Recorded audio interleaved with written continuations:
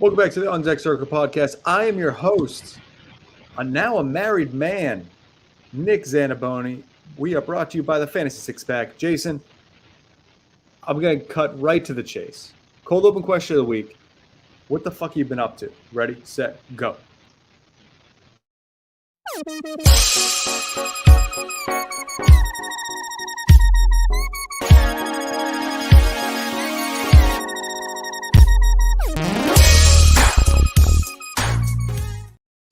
All right, Jason. Hit me with give me just 5 things. I mean, we were talking before the show started. This has been, the boys are back in town. We are back after like a 2-month hiatus. It almost feels good to be back. Wednesday nights on deck Circle Pod. We're back. 5 things that I've been doing. Went to Seattle. Went to Boise, Idaho. Been attending an archery class for my son. Okay, I was like, whoa. Not myself. Archery. Not myself. Man, what else? I went to a Mariners game while in Seattle. Okay. I mean, that's about it. I've been so busy. That's Yeah, a couple a lot of my time. And you got football, everything. It's almost like peak life right now. You've got the fall, you've got football, you got the postseason. Everything's just kind of coming to a head, and that September to October is a real nice little reset after summer. I know. I think back in the beginning of the year, one of your cold open questions or something was like your favorite time of year for sports, and I said October because we're basically almost there, and we're on the brink of having all 4 major sports playing at the same time. It's spooky season. It's spooky season. One of my favorite seasons. Yeah, I'm ready. I'm ready to get back into some podcasting life, if I'm being honest. Well, I've been doing 5 things. What are 5 things that you've been doing? Well, all right. So much has happened. I got married. That was congrats. Thanks. So I've had sex once. So that's cool. Congrats on the sex. Yep. Thanks. Anything else? Oh, 2 weeks after I got married, went to Detroit. Oh. For my best friend's wedding. Nice. So I flew into Detroit and then drove 2 hours to another place called Ithaca. Okay, yeah. Very, very remote. Had a nice wedding. It was a grand time. I drank way too much, mostly just because I couldn't, 2 weeks before, I couldn't really drink that much because it was my wedding. Didn't want to do anything too crazy.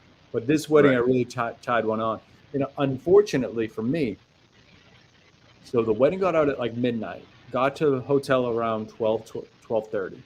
Had to fly out. Had to leave the hotel by 3 a.m. to get to our 6 a.m. flight or 6:30 flight. So I was banged up the next day. And I don't know if you're familiar with the Jewish calendar because I'm just getting really familiar with it. It was Yom Kippur. So I right off the plane, Jason, went directly to Temple in my suit still. That's quite a stretch of 24 hours in Temple. I don't know if I'm recovered yet, but you know what? I'm here. I'm excited. We can do some wedding Q&A later because we do have to talk about some baseball. I don't know if there's got to be that much, if we're being completely honest. Right. But, actually, I do have one question. You did say you saw some pictures. Did you see the photo? It was me popping a bottle at night. Yes. Did you see what was on my feet? I do, but I can't remember. They were Concord 11 lows. Nice little black patent leather, some Jordans. I didn't even tell my wife. I was like, I'm changing my shoes. I'm not going to tell her. But it was great. We had fun. All right, Jason. What do we got for housekeeping things? Because I know there's stuff we have to say. Yeah. It's kind of a weird situation right now, right? Baseball's wrapping up. However, On Deck Circle will continue throughout the offseason. We got a lot of big milestones in the offseason, right? Especially for dynasty purposes. Dynasty is one of those leagues that never ends. Even though the baseball season ends, your Dynasty League doesn't end. We're going to be gearing up for first-year player drafts. We're going to be gearing up in all the off-season moves. However, you want to get more in depth with some of those things and get access. So I think one of our best concepts that we have here is the Discord. And you can get access to becoming a member at fantasysixpack.net, not only for the baseball season, but hey, we are in the midst of fantasy football season, and our fantasy football content is top notch. I mean, I think it's gone.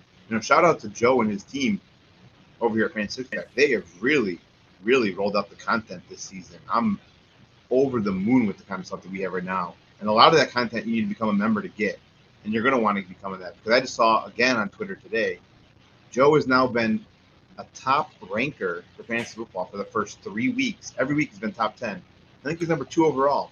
You want to get access to those rankings, you got to become a member at fantasysixpack.net. Become a member.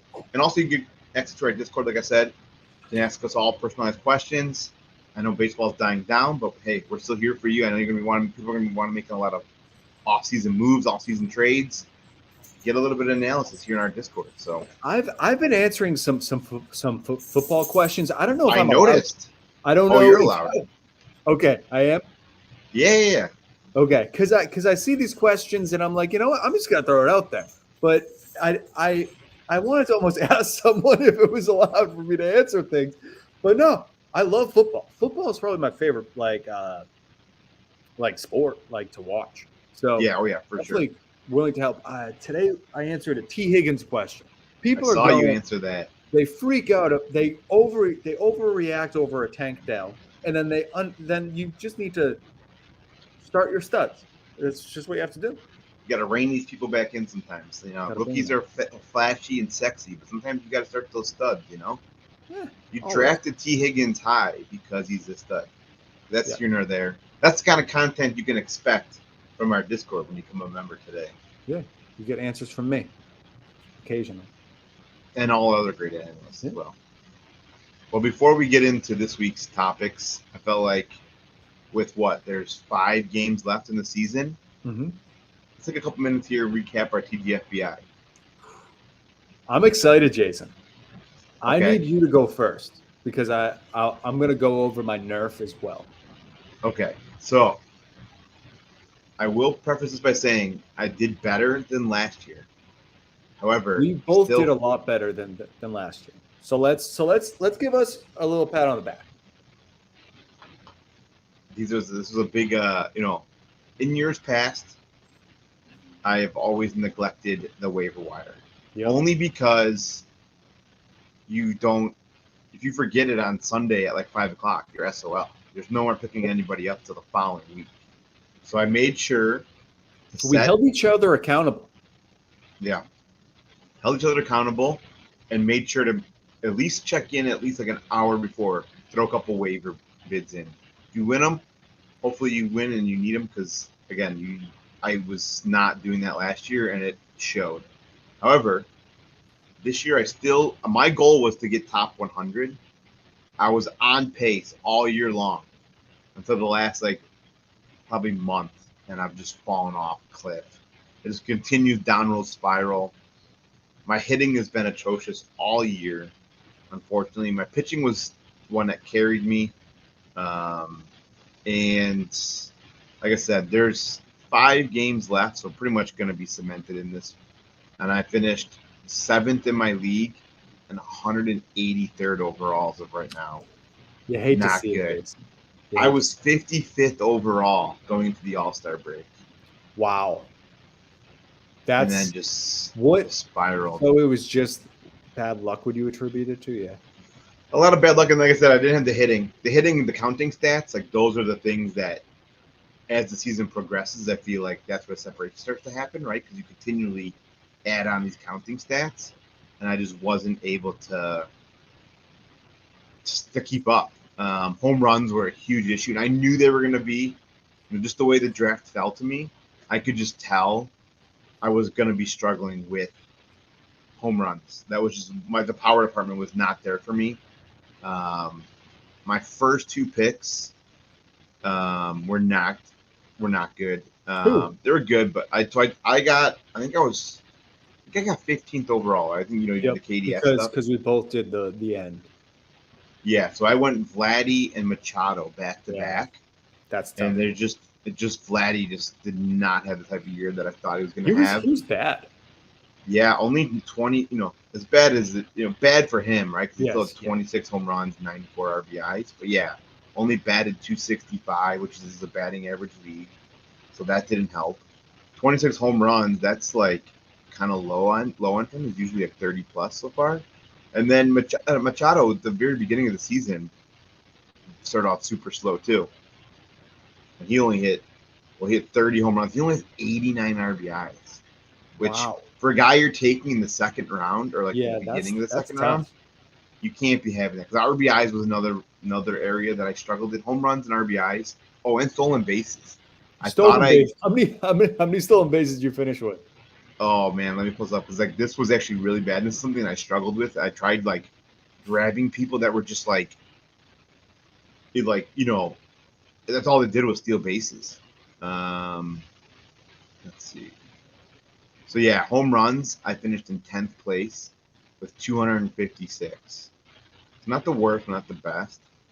A lot of the middle of the pack. The stolen bases, I did make a push. I came up to 10th. I was dead last. But how many did you finish with? Yeah, 130 total. I finished with 85. Stolen bases? Yes. I did not care about stolen bases. Yeah, I tried a little bit, and I did not, and then I made up for a lot of it, with ads at the end of the year here. Yeah. But yeah, 13th in batting average. I only batted 249 as a team. So just looking at the overall standings for my league, 32 points for hitting, 51 for pitching. So you can clearly see there was a big discrepancy between hitting and pitching, which is funny because I didn't really go pitching heavy. I just found a lot of good value with pitching and in the draft, whereas the hitting I kind of took early and just didn't get a lot of guys that didn't perform. I think I came back and I took Springer, and I know Adley Rutschman was a real early pick. Yeah. But my pitching wasn't all that great, and somehow I still finished near the top, 51 points at pitching. Yeah. Let's look. So I finished. Well, I'm not gonna actually. No, it's pretty much done. Yeah. 5th in my division. Okay. 116 overall. Almost got there. I might still be able to make a jump or two. Yeah. But if I can get inside that top 100, it's going to be unlikely. As many of you know, went 0 pitcher. I'm going to do it next year too. Just make sure you remind me, Jason. Okay. So for RBIs, I finished 3rd. I mean, for runs, I finished 3rd. I could probably still jump up there actually because I'm only four behind in that. Home runs, 6th. Could have done better there for someone that continued to go for the hitting, but I did really average. I was 1 because I had Arias. Oh yeah. And he really carried me at the beginning of the year. RBI finished with 1,000 straight. Oh, okay, that's more than I had. Yeah. I can probably jump there. I'm in 5th for that. I'm kind of just in 5th for everything. Average I'm 1. Strikeouts 10th, could be better, but with the 0 pitcher, you kind of expect some lower thing there. Only 20 away from jumping there, so that could happen in the next few days. Yep. 7th in wins with 79. Again, can jump up. I can jump into 4th place with 2 wins this week. So that could get me up to there. Saves 61, that finished in 5th, kind of mid, which is fine. ERA 4. So I did find that value. The only thing I really sucked at was whip, and I don't really know how to how do you fix whip? What kind of pitcher do you target for that? So I finished 12th there. So I'm pretty happy with how I did. Would love to get into the top 100 as obviously you would want, but yeah. So 5th and then 116th overall, which I think is a good start because last year I was close to dead last. So definitely somewhere that I would like to improve on. But again, it's a good start, and I think each year I just want to do better. So if maybe next year is the year I get into the top 100, top 75. And then a lot of you also know that I'm in Nerf as well, which is the like a New England version. I finished. Let's see here for 1 second. I gotta navigate better. So I'm in 70th overall, and 60. And sixth in my league. And let's see if I can jump. I can definitely jump. So to make up 10 points, I don't know if I can make up 10 points, but I could get up as high as 3, which would be cool. Like I have 83, but the points are 93. I also did 0 pitcher here. This was more of my ERA in this league was second. So like, again, you just need to find that value. And I think I think I know the pitchers that I'm looking to target next year, like already, which is something that we might be talking about. Actually, I'm not, because I'm not talking about any pitchers. Mm-hmm. But I'm excited. I'm ready for next year. I'm ready to come into that draft at whatever local sports bar they hold it at and not get rattled by Jake Devereaux picking Logan O'Hoppe. He picked Anthony Volpe. But you know what? I finished ahead of Jake. So Nice. Who really wins here? Me. Yeah, and Volpe started off slow, but He ended up having a decent year. Yeah, I mean the average obviously is not good, but 2020 season needs to cut down on the strikes out. But I mean that's for a rookie. I mean strikeouts and a low OBP it's expected. Yeah, but I mean he's on the verge of. I had 130 fab left for this. Spent it all on Camario for this week. Oh, okay. Yeah, so hopefully he helps me out. I think I pretty much spent all my money. That was another thing that. So I was trying to catch up on home runs and stolen bases. Through I think I had like $50 left. Like a couple weeks ago, I threw it all on Jason Dominguez. Started out with a bang, and then got hurt. And yeah, that happens. Yeah, but yeah, I mean, staying on top of the fab was huge this year. That's just something I got to continue to do all through the year. Because, like I said, the problem too is like with injuries, right? There's no IL spot in TGFBI, and if let's say you have an IL pitcher that you're starting, and you don't pick up a guy on that Sunday, well, then you're just wasting a whole week starting an injured pitcher because you missed out on. So you have to have backup plans in case you miss out on that top waiver priority, which sometimes I definitely did, and it bit me in the butt. Like there was weeks where I had to start an IL pitcher, but just because I missed out on wherever the top waiver bid was that week for pitchers and missed that, and then all of a sudden you're behind. You lose a week or a couple weeks of strikeouts and those counting stats. So definitely got to stay on top of it.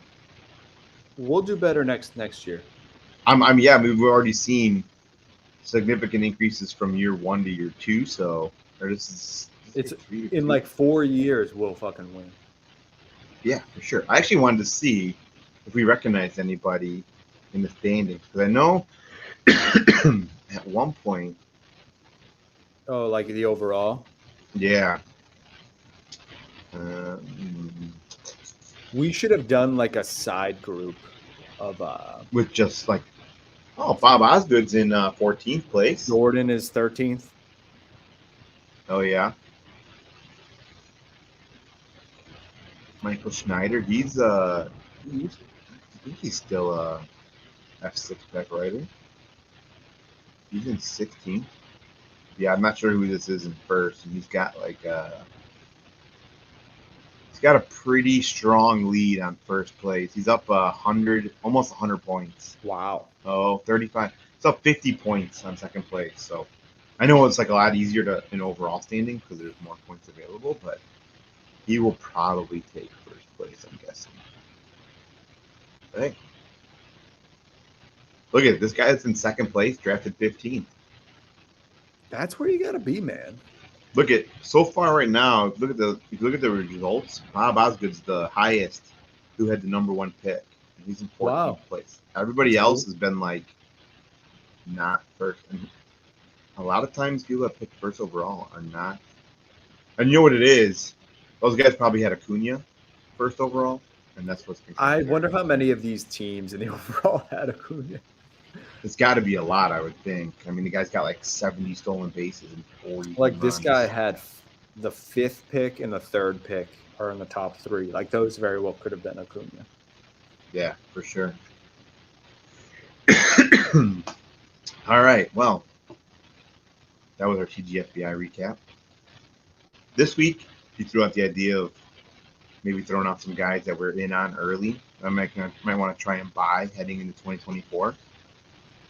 That was a good idea because we're in those days of Dynasty where it's not much you can do with your team. People aren't really in full-on trade mode, but you can always throw out some flyers, see what you can get. Some leagues won't even allow it until the season ends, but that's next week, so you could pretty much make some sort of moves next week starting soon. And I was like, well, I don't want to throw out some super popular names, but I feel like I got a good mix of we got a good mix here. So I'll go one. We'll go back and forth. First guy that I think you should be looking to buy right now is Evan Carter out for the Texas Rangers, which is kind of funny because they both, him and Josh Jung, are kind of putting those Rangers youth movement to the table here. But Evan Carter, is one of the Rangers' top prospects. Had a really nice season, not just the major league level, but all 3 levels this year. And then even when he came up to the majors, he had a really good season too.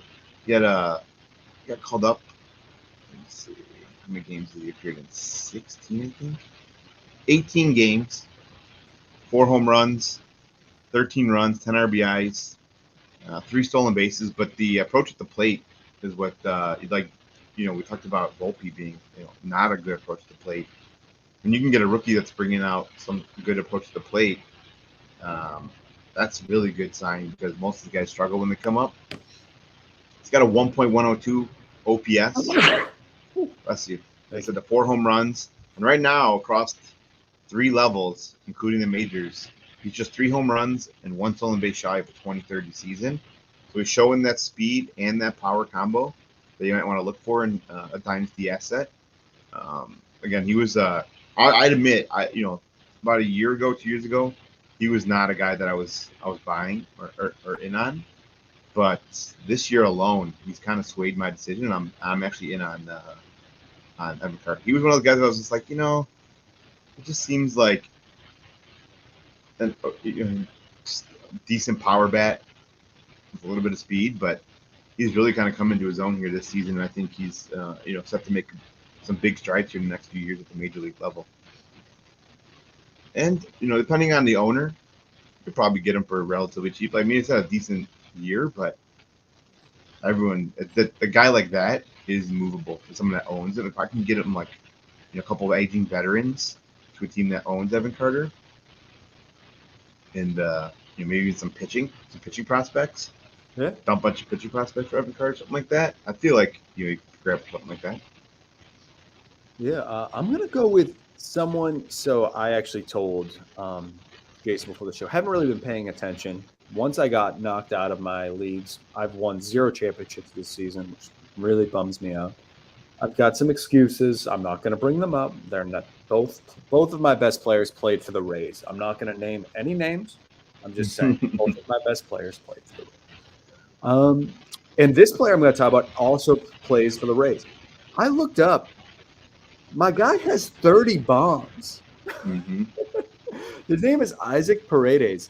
He is someone that I think is pretty undervalued in a lot of leagues. Rays trade for him, traded Austin Meadows, asked them how that went, asked Detroit how that trade went. But had 30 homers, only hit 248 for an average. But you know what? He got on base with an on-base percentage of 351, which is fantastic. And he's just someone that I truly believe, if the Rays believe, I'm going to believe. And he was given the opportunity with 476 at-bats, 553 plate appearances, 30 home runs. That really stuck out to me. And he's someone that I'm definitely buying going into this offseason. I have him in all of my leagues, actually. So I guess I won't be buying, but I'm also not going to be selling him. So very excited to see what he does next year. Only 24 still, which is bananas. Nobody talks about him being like that, one of those like young stars. And he's right there, and he's on one of the best teams in baseball. Yeah, he's someone that I'm familiar with as being a former Cubs prospect, and he was just one of the guys that just like coming up to the year. Obviously, takes a long time to develop. Sometimes these young guys to come over from like the Dominican or the somewhere in the Caribbean. He really took a long time to kind of develop, but yeah, back-to-back seasons now with 20 home runs. This year also, not only does he have the 30 bombs, the 95 RBIs, which we were talking about our TGFBI. That's more than Vladimir Guerrero Jr. had this year. So he really came onto the scene. Just a classic scenario where Tampa Bay just like turns, I don't want to say trash, but middling guys into like high output fantasy wise players. It's just insane how they do this. Like they just continue to develop these players that were like sought after as like just again like Detroit said, Detroit traded him away for Meadows, and now he goes to Detroit and has back-to-back career highs in home runs. 20 last year, 20, then 30, and then 30. I mean, so that means he's hitting 40 next year, right? Yeah, exactly. And then he's got low K rate, good, decent average, but gets on base a ton, like most Rays players. I think again, this is another player that's under the radar, and no one that really values him is probably the Paredes owner. Mm-hmm. But I feel like with a name like Paredes, you could probably buy him for pretty cheap, even with a 30 home run, 95 RBI season. Yeah, and that age is really what gets me. But also, like, he hit 205 last year. So, like, that jump up to basically 250 is pretty huge. And that's like, and we're not talking in May saying like, oh, Paredes is hitting for average. It's the end of the year. This is who the player is. And you see these young guys come up and they can't hit for average, but we're seeing it now that this might be the norm for him, being like a 250 hitter with a 350 OBP, and I'm all in on that. Yeah, I agree. So I didn't even realize this before we listed off names. I was just thinking like when we texted you earlier, like some names, and this guy just stuck up in my head just because. And then I realized that we both did homer picks, but yeah, what's the on deck circle without some homer bias, right? Yeah, no. So I'm gonna go with Justin Steele as my next my next buy candidate. This is somebody that I even kind of shocked me. Last year, really solid month of September. Coming into the year, there was a little bit of hype behind him. However, I did not expect what he did this year at all. Obviously, this is basically his first full season. He made 30 starts. He's at like 173 innings pitched, which obviously is a career high. He's got 16 wins on basically we'll call it a 500 club. So I mean, every time he took the ball, he's 50% of the time he's getting a win. His 3.06 ERA, which is what was really shocking to me, was low ERA. It's actually the 8th best amongst all qualified starting pitchers. And then thankfully did a lot of that behind a great Cubs defense.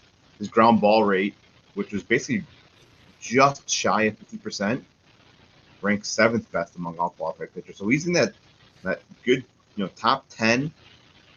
And he's someone that next year going into the season could end up being the Cubs, depending on who they sign. He could become their ace. He reminds me of, again, this is like a poor man's comp, but like a John Lester. Yeah. Left-handed, just a solid innings eater, low ERA. Again, will probably pitch on like 2 days rest if you ask him. He's like a hoss. Exactly. And like the strikeout totals aren't there, but it's still getting almost a K per inning. So it's not overwhelming, but it's still enough to be fantasy relevant. And I definitely take him as like a SP2 all day on my fantasy team. Okay. I like that. So now it's my turn to be the homer. I'm not getting a luchador. This is someone that I've been paying attention to since the Red Sox traded for him. So they traded Christian Vasquez, and everyone was really fucking upset about it. I don't know why. Vasquez was a 30-plus catcher. He was fine. He was like a good clubhouse guy, but I don't care. So they got Emmanuel Valdez along with my guy, Wilyer Abreu. And I was like paying attention to him in the minors, just like seeing what he's been up to. And then he gets called up at the end of beginning of September. He's played 23 games. He's hit 2 home runs. Fine. Whatever. What did we just talk about? Young players with a good plate approach. And he's hitting 370 over 23 games. I know it's a small sample, but the 24-year-old prospect is someone that is more game ready, and you expect this. You know, if he was 20, you'd be like, okay, I don't expect him to hit 370. But this is a guy that knows how to bat. And that's something I'm looking for. Obviously, this is not going to – I'm not telling you to pick this guy with your first 15, 20 picks. But he's someone at that tail end of the draft that he's getting on base with an OBP of 435. He's hitting 371. And he has 2 home runs, and I've seen the home runs. They're not short. He's hitting the ball, and when he hits it, it goes far. So he's someone that I'm definitely keeping an eye on, especially being a Red Sox fan. One thing I would pay attention to is playing time. He only plays the outfield. Maybe they can move him somewhere else. But the outfield for the Red Sox is kind of they have a lot. I foresee them trading Alex Verdugo over the offseason. So maybe that opens up a spot for them. But he's someone that I'm looking at, just this nice little – he's going to be a good daily player. So if you're like a lineup everyday type of guy, which is the only league I will be in, I love it just because he can hit the ball and doesn't strike out a lot. Yeah, there was a few things that I looked up, some of his stats earlier, and both the WOBA and the xWOBA right in line. So not only is he getting, the weighted on base is over 400, the expected weighted on base is right in line with that. So it's not like it's some outlier where he's just like, getting a bunch of good luck. I mean, obviously the BABIP's a little inflated, but the expected weighted on base is right in line with the WOBA. So I think this is this is a guy that you can probably, unless you're trying to get it from a Boston homer, you can get this guy on a pretty cheap, I think. Do you know who has him in my home league? Jake Devereaux. Ian Cundall. Okay. I'm not getting him, Mr. Sox prospect. This is true. All right, man. Well, that was a good first episode back. It's good to be back in the saddle.